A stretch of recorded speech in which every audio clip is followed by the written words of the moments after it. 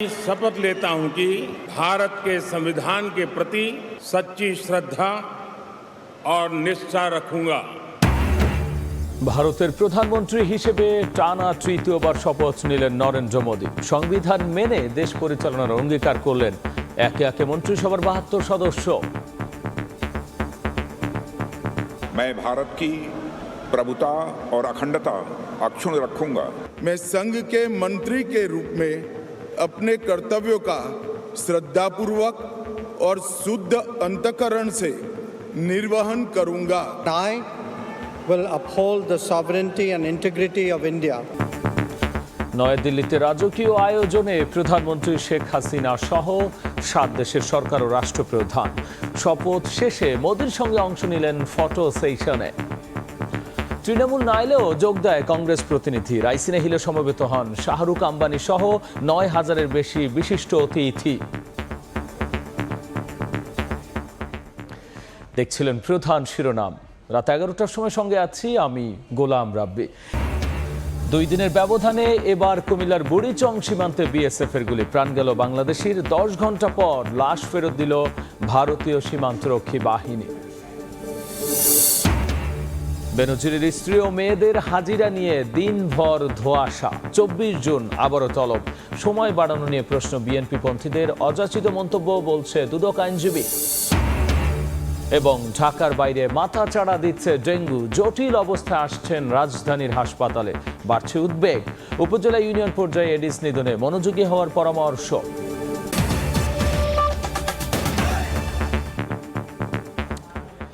টানা তৃতীয়বারের মতো ভারতের প্রধানমন্ত্রী হিসেবে শপথ নিয়েছেন নরেন্দ্র মোদী। বর্ণাঢ্য রাজকীয় আয়োজনে যোগ দেন বাংলাদেশের প্রধানমন্ত্রী শেখ হাসিনা সহ 7 দেশের শীর্ষ নেতা।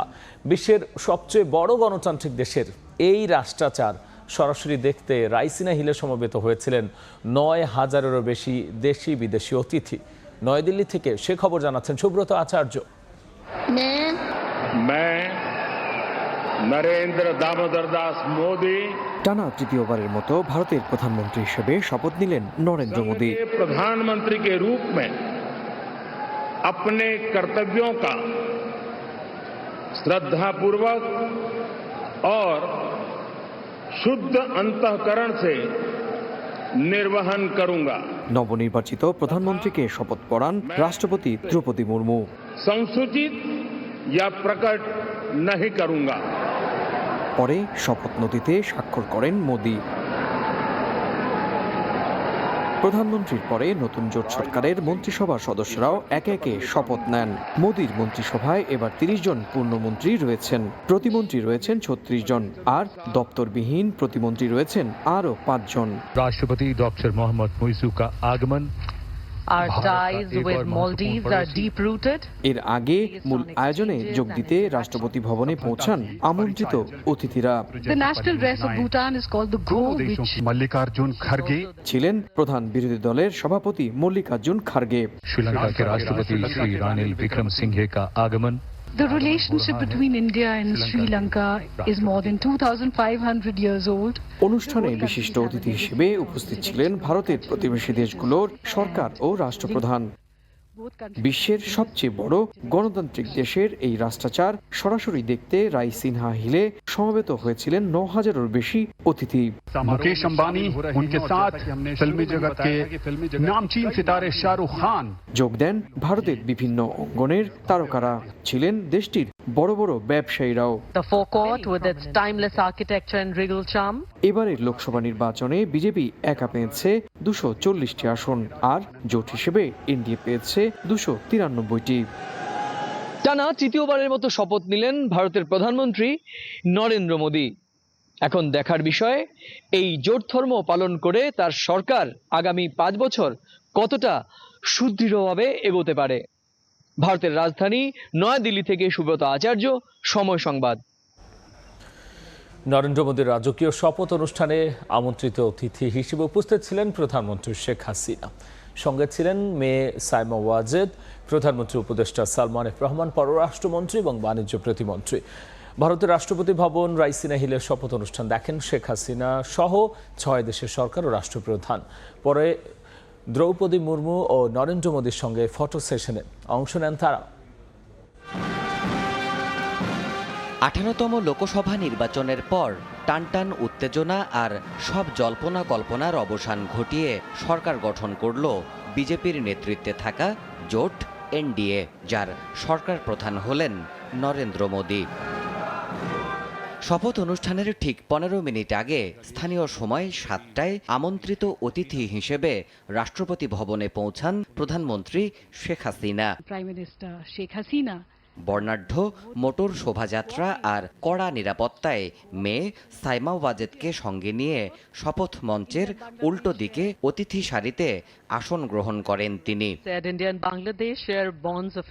প্রতিবেশী ভারতের সবচেয়ে গুরুত্বপূর্ণ এই রাষ্ট্রীয় আয়োজনে সরকার প্রধান শেখ হাসিনার পাশাপাশি যোগ দেন প্রধানমন্ত্রীর উপদেষ্টা সালমান এফ রহমান, পররাষ্ট্রমন্ত্রী ডক্টর হাসান মাহমুদ এবং বাণিজ্য প্রতিমন্ত্রী আহসানুল ইসলাম টিটুও। বিকেল গড়িয়ে যখন সন্ধ্যা নামল রাইসিনা হিলে, তখনই কড়া নিরাপত্তায় মূল মঞ্চে আসেন নরেন্দ্র মোদী।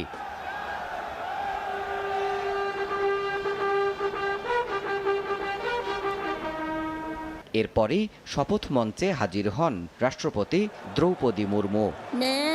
मैं नरेंद्र दामोदर दास मोदी রীতি অনুযায়ী প্রধানমন্ত্রী হিসেবে শপথ বাক্য পাঠ করানো হয় নরেন্দ্র মোদীকে।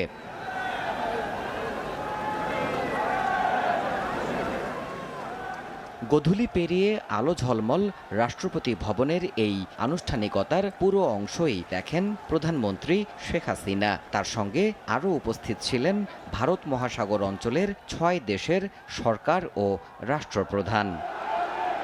দেবাশিস রায়, সময় সংবাদ। ভারতের ভূখণ্ড ব্যবহার করে ভুটান থেকে বাংলাদেশের জলবিদ্যুৎ আমদানিতে একটি ত্রিপক্ষীয় চুক্তি প্রয়োজন উল্লেখ করে প্রধানমন্ত্রী শেখ হাসিনা বলেছেন, বিষয়টি নিয়ে আলোচনা অনেক দূরে গিয়েছে। রোববার নয়াদিল্লিতে দেশটির প্রধানমন্ত্রী শেরিং তোগবের সঙ্গে সরকার প্রধান শেখ হাসিনার সৌজন্য সাক্ষাতে বিষয়টি নিয়ে আলোচনাও হয়। ভারতের প্রধানমন্ত্রী নরেন্দ্র মোদীর শপথ অনুষ্ঠানে যোগ দিতে ভুটান এবং বাংলাদেশের প্রধানমন্ত্রী এখন দিল্লিতে। রাষ্ট্রীয় আনুষ্ঠানিকতার ফাঁকে দুই নেতা সৌজন্য সাক্ষাৎ করেন। এ সময় ভুটানের জলবিদ্যুৎ বাংলাদেশে আমদানি ইস্যুতে কথা বলেছেন তারা। শেরিং তোবগে প্রধানমন্ত্রী শেখ হাসিনাকে জানান, বাংলাদেশে জলবিদ্যুৎ রপ্তানি করতে অধীর আগ্রহে অপেক্ষা করছে ভুটান। দুই দেশের পারস্পরিক স্বার্থ সংশ্লিষ্ট বিভিন্ন বিষয়ের পাশাপাশি বাংলাদেশে বিনিয়োগ করতে ভুটানকে আহ্বান জানিয়েছেন প্রধানমন্ত্রী শেখ হাসিনা।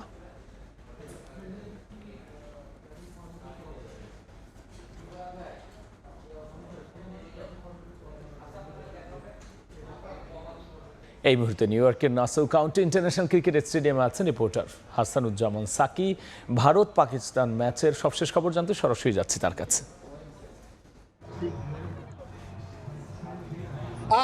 অনেক ধন্যবাদ। এই মুহূর্তে আমি দাঁড়িয়ে আছি অবিস্মরণীয় মুহূর্ত নিউ ইয়র্কে, বাংলাদেশি অধ্যুষিত এলাকা। আপনি জানেন এখানে প্রচুর সংখ্যক ভারতীয় এবং পাকিস্তানিরও বসবাস, এবং সারা পৃথিবীতে প্রথমবারের মতো একটি আন্তর্জাতিক বিশ্বকাপ টুর্নামেন্টের জন্য নিউ ইয়র্কে অস্থায়ী স্টেডিয়াম নির্মাণ করা হয়েছে, নাসাউ কাউন্টি ইন্টারন্যাশনাল স্টেডিয়াম। সেই ইন্টারন্যাশনাল স্টেডিয়ামে 34,000 দর্শক। এখন তিল ধারণের ঠাঁই নেই। এর বাইরেও বিভিন্ন জায়গায় উৎসবের নগরী হিসেবে পরিণত হয়েছে আজকে ভারত এবং পাকিস্তানের ম্যাচকে কেন্দ্র করে।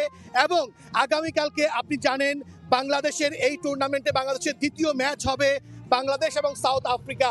বিভিন্ন অঙ্গরাজ্য থেকে বাংলাদেশিরা ইতিমধ্যে নিউ ইয়র্কে এসে পৌঁছেছেন, এবং এখন এই মুহূর্তে ভারত এবং পাকিস্তানের যে ম্যাচ হচ্ছে সেই ভারত এবং পাকিস্তানের ম্যাচের মধ্যে কিছুটা ভারত একটু টানাপোড়েনের মধ্যে রয়েছে, চাপের মধ্যে রয়েছে। মাত্র 96 রানে তারা 7টি উইকেট ইতিমধ্যে হারিয়ে ফেলেছে। আর মাত্র 5 ওভারের মতো খেলা রয়েছে। বিপুল সংখ্যক ভারতীয় এবং পাকিস্তানিকে আমরা দেখছি যে এই নাসাউ কাউন্টি আন্তর্জাতিক ক্রিকেট স্টেডিয়ামকে কেন্দ্র করে তারা এই খেলা তারা দেখছে। এই স্টেডিয়ামের বাইরে যারা আছেন, যারা স্টেডিয়ামের ভিতরে টিকিট পাননি, কারণ আমি বলেছি যে তিল ধারণের ঠাঁই এই স্টেডিয়ামে নেই, এবং তারা কিন্তু বাইরে ওয়াচ পার্টি করছেন। তারা সেখানে বিভিন্ন শ্রেণী পেশার মানুষ তারা এই ক্রিকেট উপভোগ করছেন। এই মুহূর্তে ভারত এবং পাকিস্তানের খেলা হচ্ছে। ভারত তারা কিন্তু টসে হেরে পাকিস্তান ফিল্ডিং নিয়েছে, অর্থাৎ ভারত ব্যাটিং করছে এবং ব্যাটিংয়ের এই মুহূর্তে চাপের মুখে রয়েছে ভারত। মাত্র তারা 95-96 রানে তারা 7টি উইকেট হারিয়েছে। এই ছিল আমার কাছে ভারত এবং পাকিস্তানের যে মহামরণ, মহাযুদ্ধ চলছে তার সর্বশেষ। আপনাকে ধন্যবাদ। Hasanuzzaman Saki, Somoy Sangbad, Nassau county international stadium, New York. টি-20 বিশ্বকাপে ভারত পাকিস্তান ম্যাচের সবশেষ নিয়ে আমরা সরাসরি ছিলাম নিউ ইয়র্কের নাসাউ কাউন্টি ইন্টারন্যাশনাল স্টেডিয়ামে। যুক্ত হয়েছিলেন সহকর্মী হাসানুজ্জামান সাকি। দেশে দিন দিনই জনপ্রিয় হয়ে উঠছে অনলাইনে খাবার অর্ডার করা। ঝামেলা এড়িয়ে অনেকেই বাসায় কিংবা অফিসে বসেই খেতে পারেন বাহারি খাবার। পাশাপাশি মোবাইল ব্যাংকিংয়ে পেমেন্ট সুবিধা নাগরিকের জীবনে এনেছে অন্যরকম স্বস্তি। একটি বেসরকারি প্রতিষ্ঠানে কাজ করেন ফারজানা নীলা। অফিসের ব্যস্ত সময়ে দুপুরের খাবারের জন্য তার ভরসা অনলাইনে কেনা খাবার, আর ক্যাশ টাকার ঝক্কি এড়িয়ে পেমেন্ট অপশন হিসাবে বেছে নেন মোবাইল ব্যাংকিং। অনলাইনে আমি চুজ করতে পারি খাবারগুলো, তারপরে ওরা এসে দিয়ে যায়, আমার বাইরে যেতে হলো না। ওদেরকে ইচ্ছা করলে মোবাইল ব্যাংকিংয়ের মাধ্যমে অথবা ক্যাশেও দিতে পারি। কর্মজীবী এই নারীর মতো আরও অনেকের জীবনে স্বস্তি এনে দিয়েছে অনলাইন ফুড পারচেজিং। কেননা ঘরে বসেই যে কোনো রেস্টুরেন্টের বাহারি খাবার উপভোগ করতে পারেন ক্রেতা। লাইফটা তো এখন অনেক ইজি হয়ে গিয়েছে অনলাইন পারচেজের কারণে। ইউনিভার্সিটি বলেন কেন, বাসায় বললেও আমরা খাবার অর্ডার করলে যখন তখন খাবার যে কোনো সময় পেতে পারতেছি। ক্যাশলেসটাই বেশিরভাগ প্রিফার করি আমি। কার্ডে অথবা বিকাশ পেমেন্টগুলো আমরা মোবাইলের মাধ্যমে, বিকাশের মাধ্যমে বা অন্য কোনো মাধ্যমে করে ফেলি। শুধু খাবার নয়, বিভিন্ন মোবাইল ব্যাংকিং প্রতিষ্ঠানের ক্যাশব্যাক আর ডিসকাউন্ট অফার নতুন মাত্রা যোগ করেছে এমন কেনাকাটায়। বিভিন্ন সময় ক্যাশব্যাক অফার থাকে, অফিসে সময় বাঁচিয়ে আমরা খুব শর্ট টাইমে খাওয়া দাওয়ার ব্যবস্থা করা যায় আর কি। আমাদের ডাইনিংও এখন ভালো রেসপন্স আছে, ফুড কোয়ালিটি আগের থেকে বেটার। দেন আপনি চাইলে অনলাইনে অর্ডার করতে পারেন, কার্ড, বিকাশ পেমেন্ট এগুলোতে পেমেন্ট দিতে পারবেন। সময়ের সঙ্গে তাল মিলিয়ে ফুড ডেলিভারি আর পেমেন্ট পদ্ধতি মানুষের জীবনযাত্রা আরও সহজ করে করেছে ঝামেলামুক্ত, এমনটাই বলছেন সংশ্লিষ্টরা। ফরহাদুর রহমান, সময় সংবাদ, ঢাকা। কাদের স্বার্থে বাজেটে দেওয়া হলো কালো টাকা সাদা করার সুযোগ? অবশেষে মিলেছে সেই প্রশ্নের উত্তর। সংবাদ সম্মেলনে আবাসন ব্যবসায়ীরা জানিয়েছেন তাদের আবদারেই এই সুযোগ। নৈতিকভাবে ঠিক না হলেও অর্থ পাচার ঠেকাতে সরকারের সিদ্ধান্তকে বাস্তবসম্মত বলছে রিহাব। এই সুযোগে অন্তত 5 বছরের জন্য বহাল রাখার দাবি ওই সংগঠনটির। বৈধ বিজনেসম্যানরা তাদের কিছু অ্যাসেটকে দেখাতে পারছেন না, সেই জন্য আমরা এটা প্রস্তাবটা করেছি। আলোচনার সূত্রপাত এনবিআর চেয়ারম্যানের এই বক্তব্য থেকেই। যদিও শনিবার এনবিআর চেয়ারম্যানের বক্তব্য একযোগে প্রত্যাখ্যান করেছে ব্যবসায়ীদের শীর্ষ সংগঠন এফবিসিসিআই ও পোশাক খাতের সংগঠন বিজিএমইএ, বিকেএমইএ, বিটিএমএ। প্রশ্ন উঠেছে, তাহলে কাদের স্বার্থে দেয়া হলো কালো টাকা সাদা করার সুযোগ? রোববার রাজধানীর সিরডাপ মিলনায়তনে আবাসন ব্যবসায়ীদের সংবাদ সম্মেলনে মিলল তার উত্তর। রিহাব জানায়, কালো টাকা বিনিয়োগের সুযোগ দেওয়ায় 2020-21 অর্থ বছরেই 20,600 কোটি টাকা অর্থনীতির মূলধারায় এসেছে। অর্থ পাচার ঠেকাতে তাদের আবদারেই বাজেটে রাখা হয়েছে এই সুযোগ। যতই বলেন যে আমি এটাকে পছন্দ করি না, কিন্তু বাস্তব এই বিষয়টা আমাদের সমাজে আছে। এই টাকাটা তো ফেলে রাখা যায় না, যে এক নাগারে 5 বছর দিয়ে দেওয়া উচিত। পরবর্তী বছরগুলোতে স্বাভাবিকভাবে যে নাগরিক যেভাবে ট্যাক্স দেয় এইভাবে দিয়ে এটাকে আমার মনে হয় বৈধতা দেওয়া উচিত। এ সময় মধ্যবিত্ত নাগরিকদের সুবিধায় পুরাতন ফ্ল্যাট কেনা বেচায় নিবন্ধন ব্যয় 4% করার প্রস্তাব দেয় রিহাব। 5 বছরের পুরনো ফ্ল্যাট 4% হারে রেজিস্ট্রেশন ব্যয় সংক্রান্ত নিয়ম চালু করা হয়, তাহলে একদিকে যেমন স্বল্পবিত্তরা ফ্ল্যাট কিনতে পারবেন, তেমনি অনেক নাগরিকদের কর্মসংস্থান হবে। শুধু তাই নয়, ফ্ল্যাট কেনার ক্ষেত্রে ক্রেতাদের সিঙ্গেল ডিজিটে ব্যাংক ঋণের ব্যবস্থা করতে বাংলাদেশ ব্যাংকের কাছে দাবি জানায় সংগঠনটি। ইউক্রেন যুদ্ধ। শুভ খান, সময় সংবাদ, ঢাকা। বেনজির আহমেদের স্ত্রী ও মেয়েদের হাজিরা নিয়ে সাংবাদিকদের দিনভর ধোঁয়াশা রাখে দুদক। এই ইস্যুতে মুখ খোলেনি সংস্থাটির কেউ। এমনকি তলবের সময় বাড়ানো হয়েছে কিনা সে বিষয়ে আনুষ্ঠানিকভাবে বক্তব্য দেওয়া হয়নি। পরে জানা যায় 24 জুন তলব করা হয়েছে। তাদের সময় বাড়ানো নিয়ে প্রশ্ন তুলেছেন বিএনপিপন্থী আইনজীবীরা। আর দুদক আইনজীবী বলছেন, বেনজির ইস্যুতে রাজনীতি করেছেন দলটির আইনজীবীরা।